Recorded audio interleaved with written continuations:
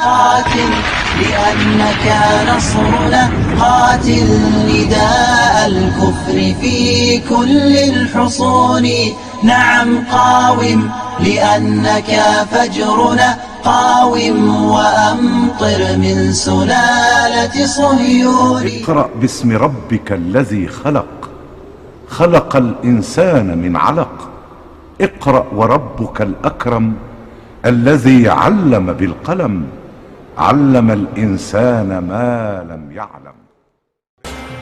Assalamualaikum warahmatullahi wabarakatuh. Dahulu sebelum masuk Islam, nama Khalid bin Walid sangat termasyhur sebagai panglima tentara kaum kafir Quraisy yang tak terkalahkan. Baju kebesarannya berkancingkan emas dan mahkota di kepalanya bertatahkan berlian.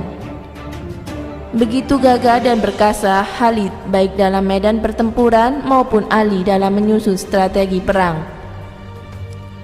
Pada waktu perang Uhud melawan tentara muslimin pimpinan Rasulullah SAW, banyak syuhada yang syahid terbunuh di tangan Khalid bin Walid. Dengan suara lantang di atas bukit, Khalid bin Walid berkata, "Hai Muhammad, kami sudah menang.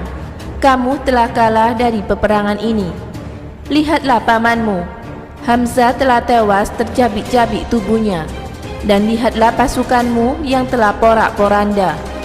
Rasulullah SAW menjawab, "Tidak, aku yang menang dan engkaulah yang kalah Khalid. Mereka yang gugur adalah syahid.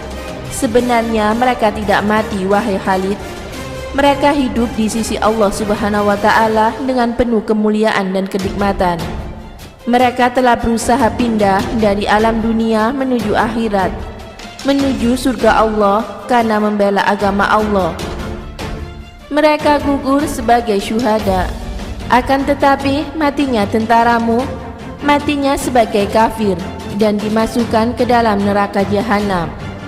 Setelah itu Khalid memerintahkan pasukannya untuk kembali. Sejak saat itu Khalid termenung terngiang-ngiang selalu kata-kata Nabi SAW dan penasaran akan sosok Nabi Muhammad SAW. Maka Khalid mengutus mata-mata atau intel untuk memantau dan mengamati aktivitas Nabi Muhammad SAW setelah perang Uhud tersebut. Setelah cukup lama memata-matai Rasulullah, akhirnya utusan Khalid bin Walid melaporkan hasil pengamatan tersebut. Kata utusan tersebut, "Aku mendengar semangat juang yang dikemukakan Muhammad kepada para pasukannya."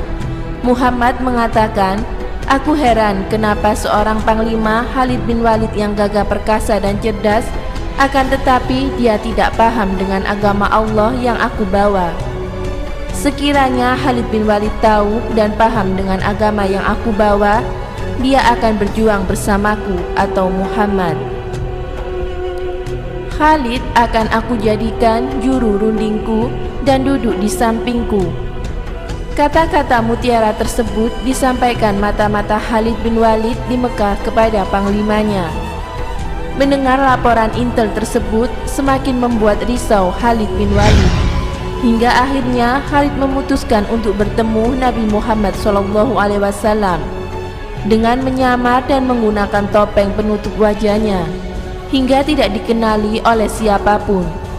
Khalid berangkat seorang diri dengan menggunakan kuda dan menggunakan baju kebesarannya yang berhiaskan emas serta mahkota bertatah berlian. Namun wajahnya ditutupi topeng.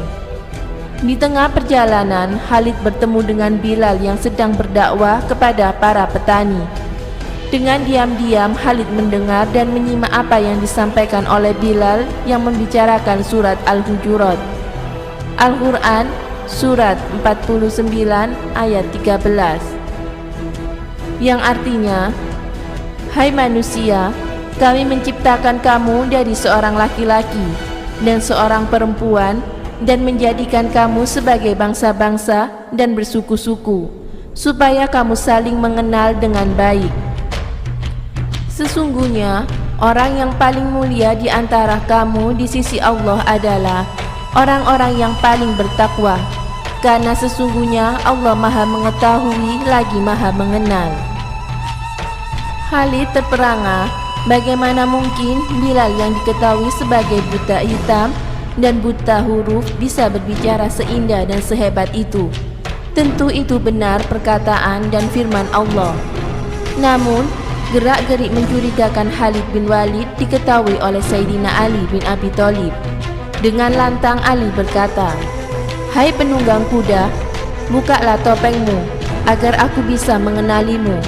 Bila niatmu baik, aku akan layani dengan baik.